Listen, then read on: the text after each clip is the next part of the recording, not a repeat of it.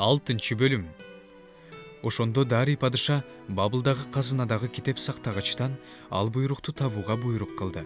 Мадай дубанындагы Ахмета сарайынан бир түрмөк китеп табылды.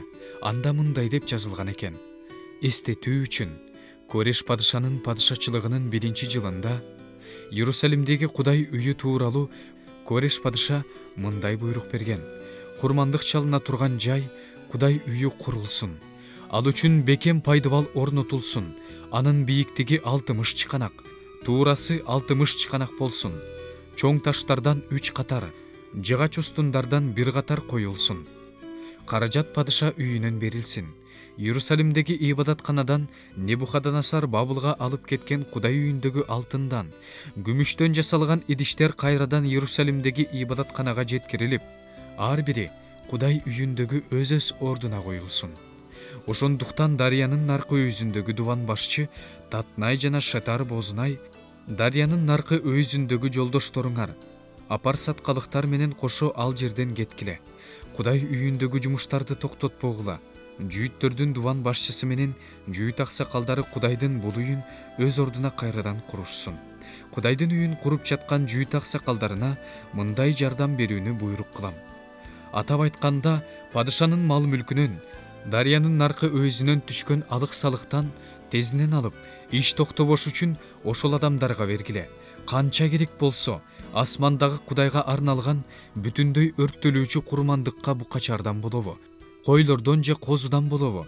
Ошондой эле Иерусалимдин ыйык кызмат кылуучулары кандай айтса, буудай, туз, шарап, май болобу, эмне керек болсо, күн сайын үзгүлтүксүз берилсин. Алар асмандагы Кудайга жаккан курмандык чалып, падышанын жана анын балдарынын өмүрү үчүн сыйынышсын. Мен мындай буйрук берем: ким бул көрсөтмөнү бузса, анда анын үйүнүн устунун сууруп, ал устунга ээсин керип таштасын. Үйү болсо уратылсын.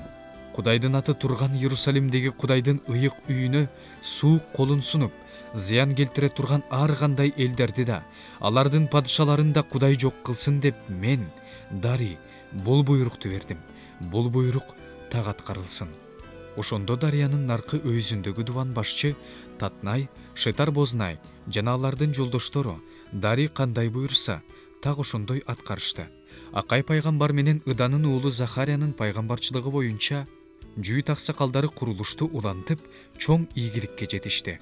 Ысрайыл Кудайынын эрки менен Персия падышалары Корештин, Дарийдин, Артакшаштанын буйругу менен алар курулушту бүтүрүштү. Ал үй Адар айынын 3-күнү Дарийдин патшачылыгынын 6-жылында курулуп бүттү. Ысрайыл уулдары, ыйык кызмат кылуучулар, лебилер, туткундан келген башка кишилер Кудайдын бул үйүн кубаныч менен ыйыкташты. Кудайдын бул үйүн ыйыктаган учурда 100 букачар, 200 кой, 400 козу, Ысрайыл уруусунун санына жараша бардык Ысрайылдын күнөөсү үчүн 12 теке курмандыкка чалышты. Мусанын китебинде жазылгандай, Иерусалимдеги Кудайдын үйүнө кызмат кылууга ыйык кызмат кылуучуларды тобу боюнча, лебилерди кезеги боюнча орундарына коюшту. 1-айдын 14-күнү туткундан кайткандар Пасах майрамын өткөрүштү. Анткени ыйык кызмат кылуучулар менен лебилердин бири калбай тазаланышты. Туткундан кайткандардын баардыгы үчүн ыйык кызмат кылуучу бир туугандар үчүн жана өздөрү үчүн Пасах майрамына арналган козуларды союшту. Туткундалып кетип, кайра кайтып келген Ысрайыл уулдары да Пасах тамагынан жешти. Ошондой эле Ысрайылдын Кудай теңирине кайрылып туруш үчүн башка элдердин тазалангандарынын баары жешти. Алар ачыткысыз нан майрамын 7 күн кубаныч менен өткөрүштү. Анткени Кудай аларды кубантып, Ысрайылдын Кудай теңиринин үйүн курууда күч кубат бериш үчүн аларга Ашур падышасынын жүрөгүн бурду.